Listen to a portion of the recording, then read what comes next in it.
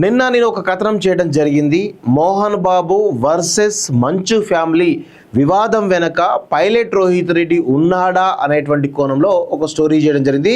దానికి కొనసాగింపుగా కొంత అప్డేట్ ఇచ్చేటువంటి ప్రయత్నం మీకు చేస్తాం మిత్రులారా. నేను ఏం చెప్పాను, మంచు మనోజ్కు సంబంధించినటువంటి సిటీ ఎంటర్టైన్మెంట్ ప్రైవేట్ లిమిటెడ్ అనేటువంటి కంపెనీ ద్వారా జల్పల్లిలో ఉన్నటువంటి మోహన్ బాబు ఫామ్ హౌస్ ఏదైతే ఉందో 30 ఎకరాల ఫామ్ హౌస్లో ఒక ఫిల్మ్ సిటీ అంటే అడ్వెంచర్ ఫిల్మ్ సిటీ కట్టాలి అనేటువంటి దాంట్లో ఈరోజు ప్రయత్నం చేస్తున్నారు వీళ్ళు అనేటువంటి పెద్ద ఎత్తున కథనం కూడా జరిగింది. దానికి సంబంధించి ఇంకొక చిన్న అప్డేట్ మీకు ఇచ్చేటువంటి ప్రయత్నం చేస్తా.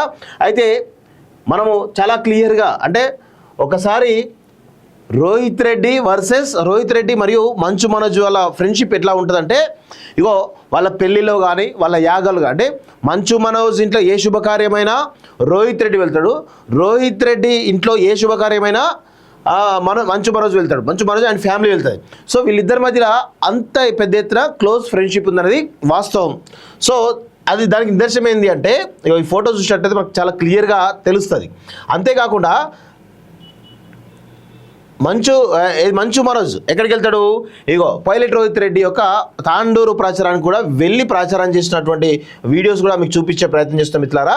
ఇగో ఈ పెళ్లికి సంబంధించినటువంటి విజువల్స్, అందులో ప్రతి దగ్గర కూడా పైలట్ రోహిత్ రెడ్డి మంచు మనోజ్కు చాలా వెనకాలే దగ్గరగా ఉంటాడు అనేది చాలా స్పష్టంగా మనం గుర్తుపెట్టుకోవాల్సిన అవసరం అయితే ఉంటుంది. సో ఇలా వీళ్ళిద్దరి మధ్యలో క్లోజ్ ఫ్రెండ్షిప్ ఉందనేది చాలా క్లారిటీగా మనమైతే చెప్పగలుగుతున్నాం. సో దీని వెనకాల అయితే వీళ్ళిద్దరు కలిసి ఏం చేశారు అనేది చాలా స్పష్టంగా మనం చూసినట్లయితే, అయితే ఇది ఒక ఫామ్ హౌస్ చూసినట్లయితే ఇక్కడ చూడండి ఒకసారి, ఇది మోహన్ బాబుకు సంబంధించినటువంటి ఫామ్ హౌస్. దీని వెనకాలనే కొన్ని వందల ఎకరాలు అంటే 250 నుంచి 500 కావచ్చు, 1000 ఎకరాలు కావచ్చు, మొత్తానికి అయితే ప్రభుత్వ భూమి. ఇదంతా కూడా ప్రభుత్వ భూమి అండి, ఇదంతా కూడా ప్రభుత్వ భూమి.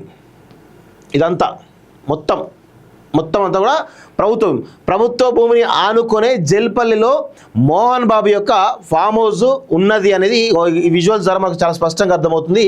ఈ విజువల్స్ ఏవైతే ఉన్నాయో ఇవి చూడండి, చాలా పెద్ద ఎత్తున చూడండి, ఎంత పెద్ద ఎత్తున అడవి ఉందో. ఇదంతా ప్రభుత్వ భూమే.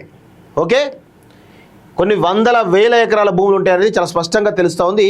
అయితే మోహన్ బాబు తను ఏరి కోరి తన శేష జీవితం మొత్తం కూడా ఈరోజు నేను ప్రశాంతంగా గడపాలి, పచ్చని చెట్ల మధ్య ప్రశాంతంగా జీవనం గడపాలనేటువంటి దాంట్లో ఈయన ఏరి కోరి ఆ 30 ఎకరాలలో ఫామ్ హౌస్ కట్టుకోవడం జరిగింది. అందులోనే గత 10 సంవత్సరాలుగా మోహన్ బాబు ఉంటున్నాడు అనేది మనందరం కూడా తెలుసుకోవాల్సిన అవసరం అయితే ఉంది మిత్రులారా. సో అయితే ఇక్కడ మనం ఇంకొక విషయం గుర్తుపెట్టుకోవాలి. ఈ మంచు ఫ్యామిలీలో ఈరోజు అంతా ఈ మోహన్ బాబు ఎవరైతే ఉన్నారో ఈయన ఆస్తుల పంపకాలు జరిగినాయి. అయితే దీనిలో కొన్ని విషయాలు మనం మోహన్ బాబు ఆస్తుల గురించి కూడా కొంత డిస్కస్ చేద్దాం. దానికంటే ముందు ఇక్కడ మంచు ఫ్యామిలీలో 2 వైఫ్లు అని చెప్పేసి నేను చెప్పడం జరిగింది. Wife 2, wife 1. వైఫ్ 1 కేమో ఈరోజు 2 కొడుకులు, లక్ష్మి, ఒక బిడ్డ కొడుకు లక్ష్మి, అదేవిధంగా విష్ణు. వైఫ్ 2 కేమో మనోజ్. సో వీళ్ళందరూ కూడా కలిసికట్టుగా ఉండేది. కానీ ఆస్తుల పంపకాల దగ్గరికి రాగానే వీళ్ళ మధ్య విభేదాలు స్టార్ట్ అయినాయి. సో విష్ణుకు అధిక ప్రాధాన్యం ఇచ్చినట్టుగా ఈరోజు మనోజ్ భావిస్తూ ఉన్నాడు. అదేవిధంగా లక్ష్మికి కూడా ఈరోజు జూబ్లీహిల్స్లో ఇల్లు ఏదైతే ఆయన కట్టుకున్నటువంటి ఇల్లు ఏదైతే ఉందో అది లక్ష్మికి ఇవ్వడం జరిగింది. దాంతోపాటు ఇంకొన్ని ఆస్తులు కూడా ఇవ్వడం జరిగింది. అయితే మోహన్ బాబు కీలకమైనటువంటి ఆస్తి ఏదైనా ఉంది అంటే అది కేవలం ఆ యూనివర్సిటీ మాత్రమే. సో ఆ విద్యానికేతన యూనివర్సిటీ మొత్తం కూడా మంచుకు అప్పయ్యడంతో మంచు ఆ బిజినెస్లో కూడా బిజీగా ఉంటున్నాడు.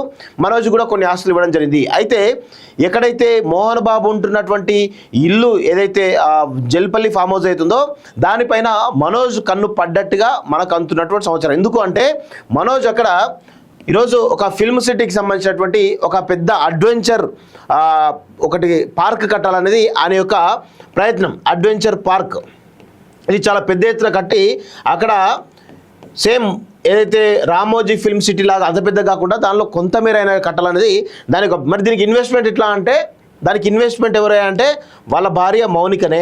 ఆ మౌనికకే సంబంధించినటువంటి కొన్ని 100 కోట్ల ఆస్తుల రూపంలో వచ్చినటువంటి డబ్బులు ఏవైతున్నాయో వాటిని ఈ అడ్వెంచర్ పార్క్లో ఇన్వెస్ట్ చేయాలనేది వీళ్ళ యొక్క ప్రయత్నం. అయితే దీని అంతటిని కూడా డిపిఆర్ ప్లాన్ చేసిందంతా కూడా ఎవరు అంటే పైలట్ రోహిత్ రెడ్డి ఎలా చేశాడు అని మీకు అనుమానం ఒకసారి రావచ్చు. అయితే అనుమానంలో భాగంగానే ఇగో మనోజ్ కుమార్ మంచుకు సంబంధించినటువంటి ఒకసారి మనం దానికి సంబంధించినటువంటి డీటెయిల్స్ కనుక మనం తీసుకున్నట్లయితే మనోజ్కు దాదాపు 5 ప్రైవేట్ లిమిటెడ్ కంపెనీలు. దానిలో ఈ 4లో ఈ మొదటి 4 చూసినట్లయితే ఇవన్నీ కూడా వాళ్ళ ఫ్యామిలీ మంచు మనోజ్, వాళ్ళ భార్య మౌనిక, లేకపోతే వాళ్ళ తల్లి, వాళ్ళ మోహన్ బాబు, లక్ష్మితో కూడుకున్నటువంటి అన్ని రకాల కంపెనీలు ఈ 4 కంపెనీలు అయితే ఉంటాయి. అయితే ఈ ఎంఎంసిటీ ఎంటర్టైన్మెంట్ ప్రైవేట్ లిమిటెడ్ కంపెనీలో ఒకసారి మనం చూసినట్లయితే ఇది ఇన్కార్పొరేట్ అయింది ఎప్పుడు అంటే 11 ఆగస్టు 2020 రోజు ఇన్కార్పొరేట్ అయింది. అయితే దీనిలో డైరెక్టర్స్ ఎవరైనా ఉన్నారు అంటే ఒకసారి డీటెయిల్స్ చూసినట్లయితే రితేష్ రెడ్డి పంజుగుల. ఈయన ఎవరంటే పైలట్ రోహిత్ యొక్క స్వయాన సొంత తమ్ముడు. పైలట్ రోహిత్ రెడ్డి తమ్ముడు రితేష్ రెడ్డి పంజుగుల. ఈయన ఎవరు? గతంలో రాహుల్ సిప్లీగంజ్ పబ్లో ఒక గొడవ జరిగినప్పుడు రాహుల్ సిప్లీపై దాడి చేసినటువంటి వ్యక్తి రితేష్ రెడ్డి పంజుగుల.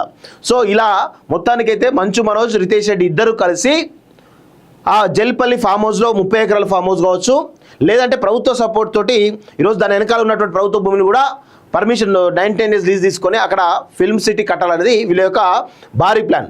అయితే దీనిలో భాగంగా ఒక్కసారి మనం దీనికంటే ముందు వీళ్ళు ఏం ప్లాన్ చేశారు, ఫస్ట్ ఎక్కడ ప్లాన్ చేశారు అంటే వికారాబాద్లో ఉన్నటువంటి అనంతగిరి హిల్స్ ఉంది కదా, అనంతగిరి హిల్స్లో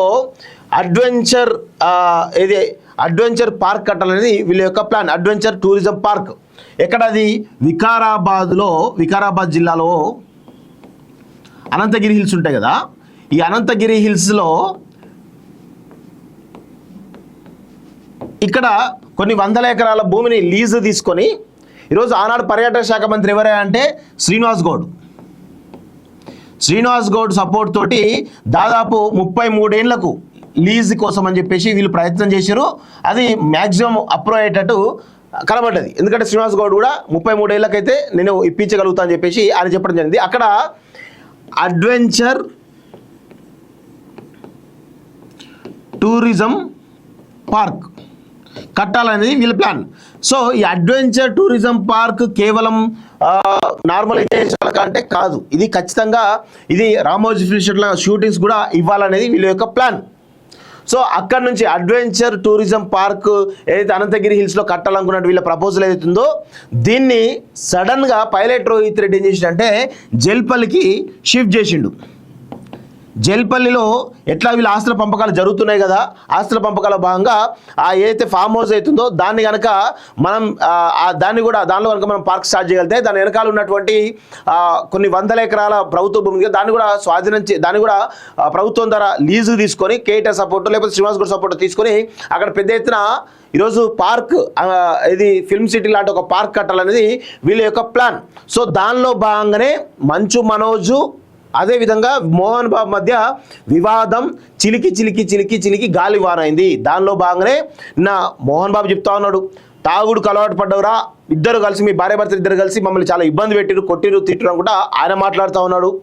అదేవిధంగా దీని వెనకాల రాజకీయ నాయకుడు ఇన్వాల్వ్ అవుతున్నాడు అనేది కూడా చాలా స్పష్టంగా మోహన్ బాబు చెప్తా ఉన్నాడు. అదేవిధంగా మంచు విష్ణు కూడా నిన్న ప్రెస్ మీట్లో అదే చెప్తా ఉన్నాడు.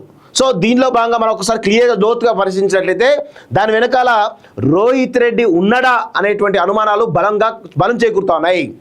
సో వాళ్ళు 100% వాళ్ళు ఒక ఫిల్మ్కి సంబంధించినటువంటి ఒక సిటీ కట్టాలనేది వాళ్ళ యొక్క మాస్టర్ ప్లాన్.